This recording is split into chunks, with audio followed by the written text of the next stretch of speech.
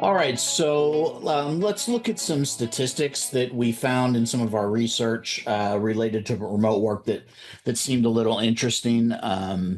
So the first one we have here is 27% of U.S. employees work remotely as of 2023.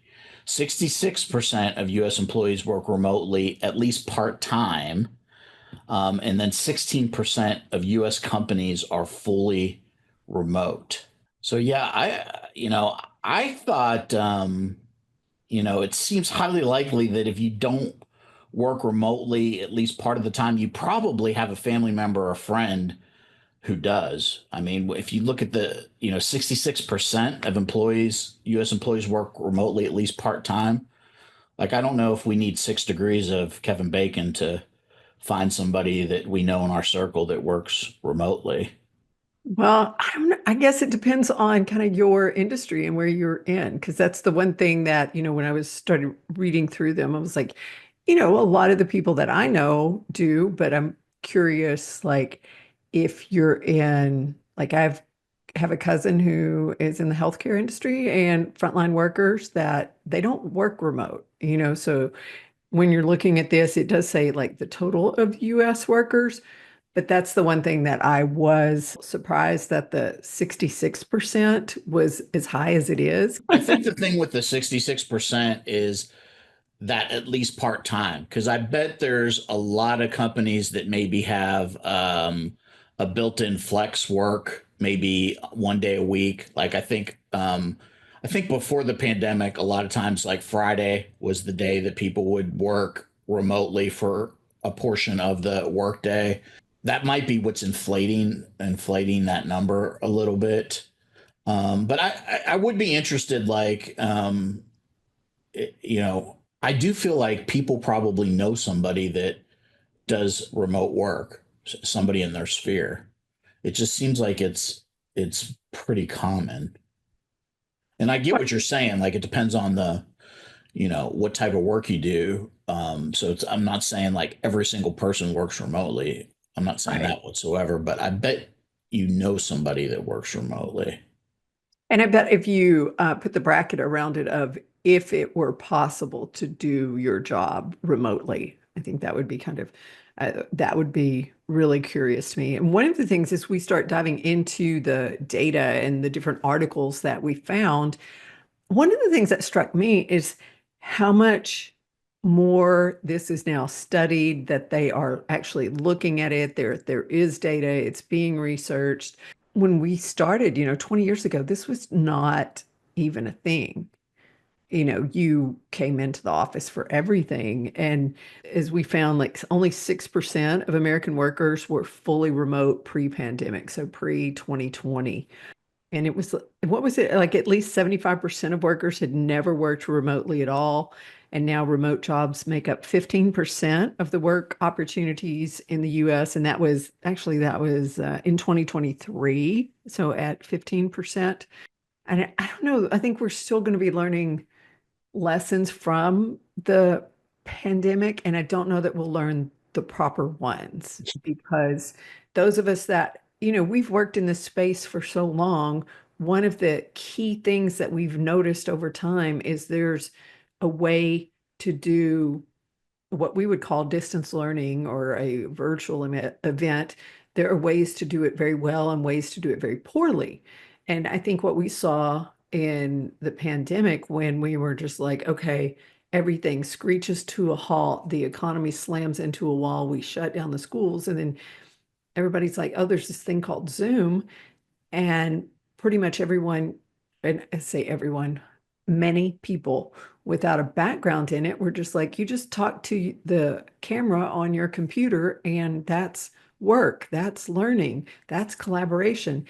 And I'm afraid the parts that some people really learned during that time are going to be the negative aspects of it. And I know we'll get into that later, but that's kind of what I was thinking just at that. And I think pre-pandemic kind of caught me from that stat of like only 6% of people had had that experience. Yeah, what stood out to me there was that 75% had never worked remotely pre-pandemic.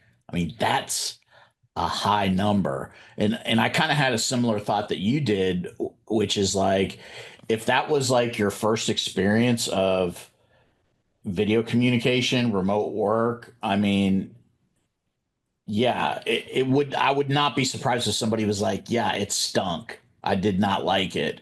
It was a bad experience because yeah, I mean, it was, I mean, the more we get away from it, the more like we forget, but it was like one of those weird times in the world where the challenges were not just at work, they were at home too because of the whole situation. So it's like you had this challenging time, and then it was like, organizations were telling their tech people, like, hey, we're going 100% virtual starting Monday, which was interesting, for like we'd been doing that for years already.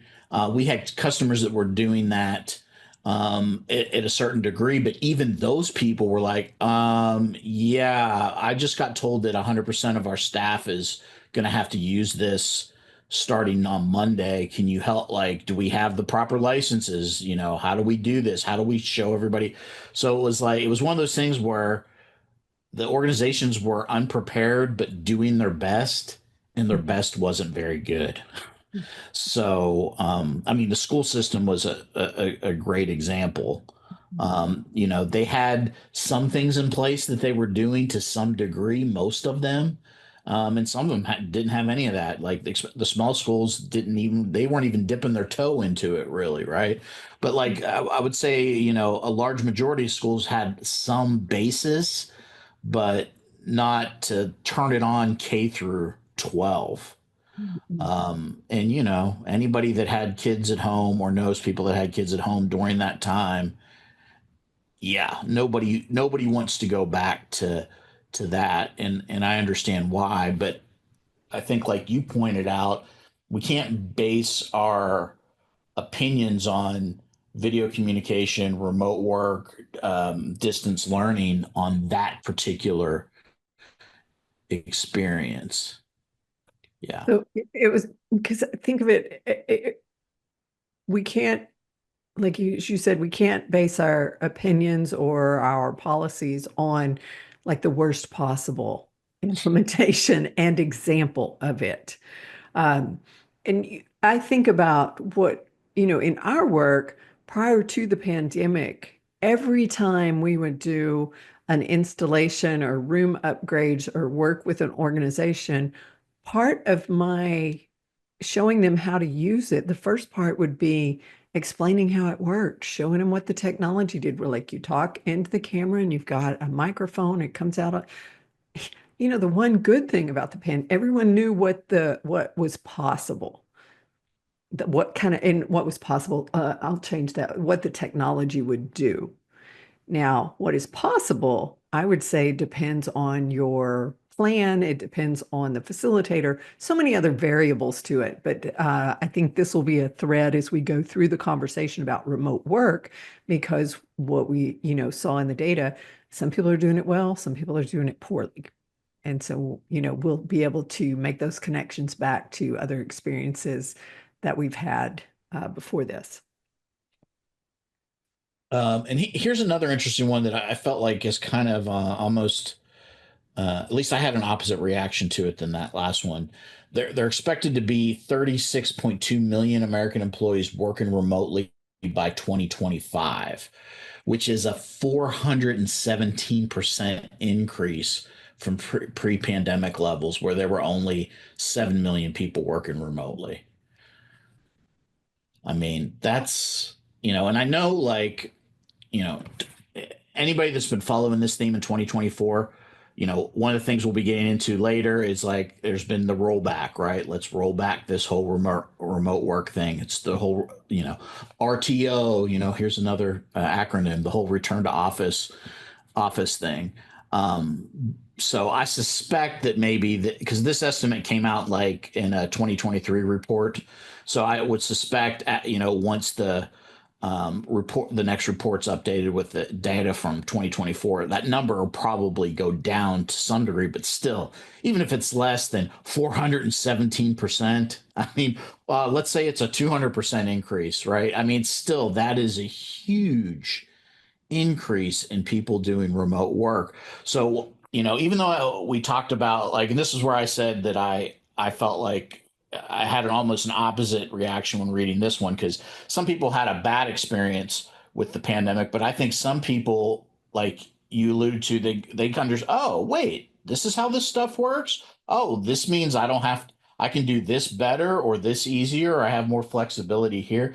So I think people identified some value with remote work during the pandemic, and now they've just incorporated those strategies into like their quote unquote normal operating procedures, where we'll look at some data I think next where where people are doing more of a hybrid type thing where it's not fully remote or fully in office, because I think they've seen some value and some benefit from things that they learned when they were forced to go fully remote for several months. Which that kind of ties into that LinkedIn poll. This was from this year in October 2024, where they were surveying workers and asking them about what their current work operating model was. And so mandatory in office. So I always think of that as like the pre-pandemic model there, the hybrid plus mandatory in office, remote and optional in office, and fully remote. So what I liked about this chart, this information, was it runs the full spectrum as opposed to not just this or that. So it was interesting that the mandatory in office 10%, that's stunning. Like when I think back to the early days in my career, I mean, we were at the office 8 to 5, Monday through Friday. You had to be there, getting your coffee, getting logged in. That was just how work was done. I did find it interesting with this. I'm going to skip around, Ken. I'm going to go in order of percentages. So the next highest percentage was the remote plus optional in office was only 16%, but then we moved up to fully remote 30%. That was quite fascinating. But I would say again, if you're doing this survey on LinkedIn, I bet a lot of people on LinkedIn probably are a little more remote workers. So if it's, not a completely statistically representative of the population, but rather of the population on LinkedIn. But then the majority, that 44% of the hybrid plus mandatory in office. And I think we'll weave that thread will be woven into our conversations as we talk about the intentional planning and some of the challenges, but also some of the benefits of using that particular model. Yeah, very interesting on the percentages. Um, I mean the hybrid and the fully remote are the highest, um, which is interesting. Yeah, and as I look at this again too, that mandatory in office with the 10%, I think that's the lowest because I feel like most, a lot of people have the capability to work remotely if they need to. And so I think that's why that like that I think that's why that's the lowest, because some people work remotely probably on a very limited basis, um, but they have the ability to do that.